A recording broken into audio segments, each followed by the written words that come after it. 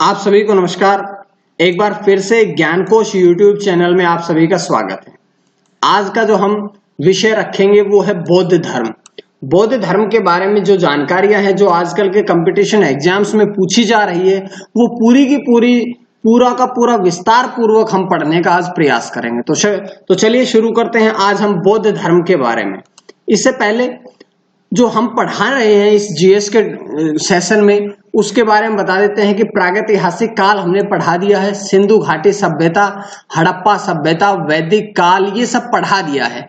और इसी क्रम से हम एक एक टॉपिक को रिवाइज करेंगे या पढ़ेंगे। उसके साथ पहले दिन टॉपिक पढ़ाते हैं, अगले दिन उसके क्वेश्चन आंसर देते हैं। तो कल हमने पढ़ाया था वैदिक काल और वैदिक काल से संबंधित प्रश्नोत्तर हमने पढ़ा दिए थे। उसके बाद आज पढ़ेंगे बौद्ध धर्म। बौद्ध धर्म के बाद आपको कल बौद्ध धर्म से संबंधित क्वेश्चन आंसर मिलेंगे। उसके बाद जैन धर्म, या इस प्रकार से पूरा का पूरा ये इसी विषय सूची को पढ़ते हुए हमने पूरे की पूरी जीएस को कवर करना है। तो चलिए शुरू करते हैं आज की वीडियो को। सबसे पहले हम पढ़ेंगे आज बौद्ध धर्म। तो बौद्ध दर्शन जो है वो क्षणिकवादी और अंतः शुद्धिवादी है। इसके अनुसार सभी संस्कार वै धर्मा है, अतः अप्रमाद के साथ मोक्ष को संपादन करें। बौद्ध दर्शन नितांत कर्मवादी है। यहां कर्म का आशय है कायिक, वाचिक और मानसिक चेष्टा। बौद्ध दर्शन की अगर हम बात करें तो अनिश्वरवादी है कि ईश्वर में विश्वास नहीं करता है। बौद्ध धर्म का पुनर्जन्म में विश्वास है। बौद्ध धर्म ऐसा कहता है कि अगला जन्म भी मनुष्य का होता है। बौद्ध धर्म में व्यक्ति जो है वो भौतिक और मानसिक तत्वों के 5 स्कंधों, जो 5 स्कंध कौन कौन से, रूप, वेदना, संज्ञा, संस्कार और विज्ञान, इन सब से मिलकर के बना है। मनुष्य का जो भौतिक और मानसिक तत्व इन 5 से मिलकर के बना है। विशेष बात ये रहेगी कि बुद्ध का जो जन्म था वो ज्ञान प्राप्ति और महापरिनिर्वाण तीनों वैशाख पूर्णिमा के दिन हुआ था। इसीलिए वैशाख पूर्णिमा को बुद्ध पूर्णिमा के रूप से के नाम से भी जाना जाता है। तो आपको ये क्वेश्चन भी पता लग गया कि वैशाख पूर्णिमा जो है उसको बुद्ध पूर्णिमा के नाम से क्यों जाना जाता है, क्योंकि जो महात्मा बुद्ध थे, जो गौतम बुद्ध थे, उनका जन्म, उनकी ज्ञान प्राप्ति और उनका महापरिनिर्वाण, तीनों के तीनों जो कार्य थे ये वैशाख पूर्णिमा के दिन हुए थे। इसीलिए वैशाख पूर्णिमा को ही बुद्ध पूर्णिमा के रूप से नाम से भी जाना जाता है। बौद्ध आचार संहिता में कुछ नियम है। कौन कौन से नियम है? मुख्य 5 नियम ये है कि पराये धन का लोभ नहीं करना। दूसरा है हिंसा नहीं करना, हमेशा अहिंसा के मार्ग पर चलना, नशे से दूर रहना, झूठ नहीं बोलना और दुराचार से दूर रहना। ये 5 जो हैं वो बौद्ध आचार संहिता के मुख्य नियम हैं। उसके बाद ये है कि बौद्ध धर्म के संस्थापक कौन थे? तो बौद्ध धर्म के संस्थापक थे गौतम बुद्ध। गौतम बुद्ध को एशिया का प्रकाश पुंज भी कहा जाता है। बहुत एग्जाम्स में आप लोगों ने ये क्वेश्चन देखा होगा कि एशिया के लाइट मैन ऑफ एशिया या एशिया के प्रकाश पुंज कौन है? तो महात्मा गौतम बुद्ध जो है वो बौद्ध धर्म के संस्थापक भी है और the light man of Asia भी है। एशिया के प्रकाश पुंज भी उन्हें कहा जाता है। उसके बाद है कि महात्मा बुद्ध ने ये शुरू किया था। तो महात्मा बुद्ध के बारे में कुछ बातें पढ़ते हैं। महात्मा बुद्ध का जन्म कब हुआ था? उनका जन्म हुआ था 563 ईस्वी पूर्व में। जन्म स्थान कहाँ है? तो ये लुम्बिनी से 14 मील दूर, कपिलवस्तु से 14 मील दूर लुम्बिनी वन में उनका जन्म हुआ था। पिता का नाम क्या था? तो उनके पिता का नाम था शुद्धोधन और वे कपिलवस्तु के शासक थे।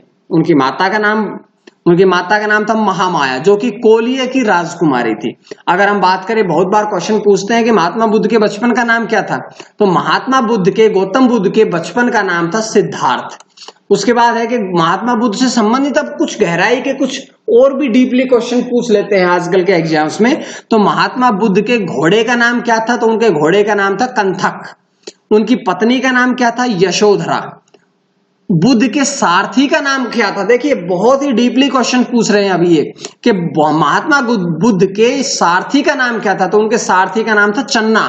और बुद्ध के पुत्र के नाम की अगर बात करें तो उनके पुत्र का नाम था राहुल। उनके चचेरे भाई देवदत्त थे और बुद्ध की मृत्यु हुई थी 483 ईस्वी पूर्व में। कहाँ हुई थी? ये हुई थी कुशीनगर, जो कि उत्तर प्रदेश में है। और अगर हम बात करें उनको ज्ञान प्राप्ति कब हुई थी या कैवल्य कब हुआ था, तो बोध गया के पीपल के वृक्ष के नीचे उन्हें अपने ज्ञान की प्राप्ति हुई थी। उसके बाद बौद्ध धर्म की कुछ महत्वपूर्ण जानकारियां हैं जो बार बार क्वेश्चंस में एग्जाम्स में पूछी जाती है। तो ये है कि सिद्धार्थ का कपिलवस्तु की सैर करने पर निकले थे। महात्मा बुद्ध जो थे वो कपिलवस्तु की सैर करने निकले थे, तो उन्हें 4 दृश्य देखे थे। सबसे पहले क्या देखा? एक बूढ़ा व्यक्ति देखा, उसके बाद एक बीमार व्यक्ति भी देखा, उसके बाद एक शव देखा, एक शव यात्रा जा रही थी वो देखी, और एक अंत में एक सन्यासी देखा। जैसे ही उन्होंने ये 4 दृश्य देखे, उन्होंने ये 4 दृश्य देखते ही गहराई से अपना स्वयं का चिंतन किया, और वो मात्र 29 वर्ष की उम्र में ही गृह त्याग करके बौद्ध धर्म में महाभिनिष्क्रमण कहा गया है कि जो उन्होंने गृह त्याग कर दिया। मात्र 29 वर्ष की उम्र में उन्होंने गृह त्याग कर दिया और घर त्याग दिया। तो इसी बात को ही क्या कहा गया है? महाअभिनिष्क्रमण। तो महाअभिनिष्क्रमण क्या है कि महात्मा बुद्ध के घर को त्यागने को ही महाअभिनिष्क्रमण कहा जाता है। अब गृह त्यागने के बाद या घर त्यागने के बाद सिद्धार्थ ने वैशाली के आलार कलाम में रुद्रक रामपुत्र से सांख्य दर्शन की शिक्षा ली। अब ये रुद्रक रामपुत्र कौन है? ये जो रुद्रक रामपुत्र है ये सिद्धार्थ के, महात्मा बुद्ध के या गौतम बुद्ध के पहले गुरु जो है वो रुद्रक रामपुत्र ही है। उसके बाद बढ़ते आगे। बिना अन्य जल ग्रहण किए हुए 6 वर्ष की कठिन तपस्या के बाद में महात्मा बुद्ध को बोध गया में या उरुवेला में पीपल के वृक्ष के नीचे 35 वर्ष की आयु में ज्ञान की प्राप्ति हुई। तो उनको ज्ञान की प्राप्ति कितने वर्ष में हुई? 35 वर्ष की उम्र में। और कहां पर? उरुवेला या बोध गया में पीपल के वृक्ष के नीचे उन्हें ज्ञान की प्राप्ति हुई। यह ज्ञान की प्राप्ति उन्हें वैशाख की पूर्णिमा की रात निरंजना फल्गु नदी के किनारे प्राप्त हुई थी। और महात्मा बुद्ध ने अपना पहला उपदेश कहां दिया था? बहुत बार एग्जाम में पूछते हैं। तो उन्होंने पहला उपदेश दिया था सारनाथ में। सारनाथ को ऋषिपत्तनम भी कहा जाता है। बौद्ध परंपरा में इसे धर्म चक्र प्रवर्तन के नाम से जाना जाता है। तो ये धर्म चक्र प्रवर्तन क्या है? ये है कि उनको जब पहला उपदेश दिया था उन्होंने, इसी बात को ही धर्म चक्र प्रवर्तन के नाम से जाना जाता है। सारनाथ में ही बौद्ध संघ की स्थापना भी हुई। तो बौद्ध संघ की स्थापना कहां हुई थी? ये भी उनकी सारनाथ में ही हुई थी। आगे है कि महात्मा बुद्ध ने जनसाधारण को अपने उपदेश कौन सी भाषा में दिए? तो उन्होंने अपने उपदेश पाली भाषा में दिए। देखिएगा ये 1 लाइनर क्वेश्चन है, हर बार पूछते हैं, बहुत बार आप लोगों ने इनको एग्जाम में देखा होगा। तो पाली भाषा में महात्मा बुद्ध ने अपने जो उपदेश दिए थे। उसके बाद है बिंबिसार, उदयन और प्रसेनजित बुद्ध के प्रमुख अनुयायी थे। बुद्ध के अनुयायियों की बात आ गई है यहाँ पर। और भारत में जो मूर्ति पूजा की नींव थी वो बौद्ध धर्म ने ही रखी थी। बौद्ध धर्म ने ही भारत में मूर्ति पूजा की नींव भी रखी थी। उसके बाद है कि आलार कलाम के बाद सिद्धार्थ ने राजगीर के रुद्रक रामपुत्र, ये माफ करिएगा दोबारा से पढ़ता हूं लाइन, के आलार कलाम के बाद सिद्धार्थ ने राजगीर के रुद्रक रामपुत्र से शिक्षा प्राप्त की। मतलब जो आलार कलाम थे वो तो उनके पहले गुरु थे, उसके बाद इन्होंने रुद्रक रामपुत्र से भी शिक्षा प्राप्त करी। उसके बाद देखिएगा उरुवेला में सिद्धार्थ को कौंडिन्य, बप्पा, भादिया, महानामा और असागी नामक 5 साधक मिले। तो ये उरुवेला में ही उनको 5 साधक मिले थे। उसके बाद है कि बौद्ध धर्म के संस्थापक गौतम बुद्ध को एशिया का ज्योतिपुंज, यही कहा था हमने कि light man of Asia, light of Asia किसे कहा जाता है? ये कहा जाता है गौतम बुद्ध को। और अगर हम कहें कि सर एडविन एर्नाल्ड की पुस्तक ललित विस्तार पर आधारित है, ये जो लाइट मैन ऑफ एशिया कहा गया है, एशिया का प्रकाश पुंज कहा गया है, ये सर एडविन एर्नाल्ड की पुस्तक ललित विस्तार पर आधारित है। उसके बाद है कि महात्मा बुद्ध ने अपने सर्वाधिक उपदेश कहां दिए थे? उन्होंने दिए थे कौशल देश की राजधानी श्रावस्ती। तो उन्होंने सबसे ज्यादा उपदेश श्रावस्ती में दिए थे। उन्होंने मगध को अपना प्रचार का केंद्र बनाया। देखिएगा हर एक 1 लाइनर क्वेश्चन, हर एक वो क्वेश्चन है जो आपका बार बार एग्जाम में पूछा जाता है। उसके बाद है कि महात्मा बुद्ध के प्रधान शिष्य की अगर बात करें तो उनके प्रधान शिष्य उपाली और आनंद थे। महात्मा बुद्ध ने अपने जीवन के अंतिम पड़ाव में हिरण्यवती नदी के तट पर स्थित कुशीनगर पहुंचे हुए, जब अपने जीवन के अंतिम समय में पहुंचे तो वे हिरण्यवती नदी के निकट कुशीनगर पहुंचे, जहां पर उन्होंने 483 ईस्वी पूर्व में 80 वर्ष की अवस्था में अपना शरीर त्याग दिया। और उनके शरीर त्यागने को भी बौद्ध परंपरा में महापरिनिर्वाण के नाम से जाना जाता है। बहुत इंपॉर्टेंट क्वेश्चन है कि सबसे पहले उनके घर छोड़ने को क्या कहा जाता है, उनकी ज्ञान प्राप्ति को क्या कहा गया है, और उनको मृत्यु या शरीर त्यागने को क्या कहा गया है। तो उनके शरीर त्यागने को कहा गया है महापरिनिर्वाण। उसके बाद है मृत्यु से पहले महात्मा बुद्ध ने अपना अंतिम उपदेश कहाँ दिया था। तो मृत्यु से पहले उन्होंने अपना अंतिम उपदेश सुभद्र को दिया था। महापरिनिर्वाण के बाद बुद्ध के अवशेषों को 8 भागों में विभक्त कर दिया गया कि मृत्यु के पश्चात उनका जो शरीर था, उनके जो शरीर के अवशेष थे, उनको 8 भागों में विभक्त कर दिया था। अब हम बात करते हैं बौद्ध धर्म की। तो बौद्ध धर्म में त्रिरत्न है। तीन कौन कौन से रत्न है? सबसे पहला है बुद्ध, दूसरा है धम्म और तीसरा है संघ। तो बौद्ध धर्म के मूलाधार 4 आर्य सत्य है। ये कौन कौन से हैं? पहला है दुख, दूसरा है दुख समुदाय, तीसरा है दुख निरोध और चौथा है दुख निरोध गामिनी प्रतिपदा अर्थात अष्टांगिक मार्ग। तो ये इसके 4 आर्य सत्य है। उसके बाद है अष्टांगिक मार्ग को भिक्षुओं का कल्याण मित्र कहा गया है। बौद्ध धर्म में मूलतः अनिश्वरवादी, अनिश्वरवादी मतलब कि ईश्वर नहीं है, बस आप पूजा करते रहिएगा, ये माना है। वास्तव में बुद्ध ने ईश्वर के स्थान पर मानव प्रतिष्ठा पर ही बल दिया है। बौद्ध धर्म अनात्मवादी है। इसमें आत्मा की परिकल्पना नहीं की गई है। यह पुनर्जन्म में विश्वास करता है। ये बात हमने अभी पढ़ी थी। बौद्ध धर्म में वर्ण व्यवस्था और जाति प्रथा का विरोध किया है कि बौद्ध धर्म ऐसा था जो वर्ण व्यवस्था को नहीं मानता था और इसके साथ साथ जो जाति प्रथा थी इसका भी बार बार विरोध करता था। उसके बाद बौद्ध संघ का संगठन जो है वो गणतंत्र प्रणाली पर आधारित था। बोरोबुदुर का बौद्ध स्तूप जो विश्व का सबसे विशाल है, तो विश्व का सबसे विशाल स्तूप कौन सा है? बोरोबुदुर का बौद्ध स्तूप। ये विश्व का सबसे विशाल स्तूप है और ये अपने प्रकार का एकमात्र स्तूप है। इस प्रकार का ये एक ही स्तूप है। इसका निर्माण शैलेंद्र राजाओं ने मध्य जावा इंडोनेशिया में करवाया था। तो ये बहुत इंपॉर्टेंट क्वेश्चन है। बुद्ध के अष्टांगिक मार्ग का स्रोत क्या है? तो उनके अष्टांगिक मार्ग का स्रोत है तैत्तिरीय उपनिषद। ये उपनिषद की बात आ गई यहाँ पर। बुद्ध के पूर्व जन्म की कथाएं क्या कहलाती है? जातक कथाएं क्या कहलाती है? सुत्त पिटक में ये वर्णित है।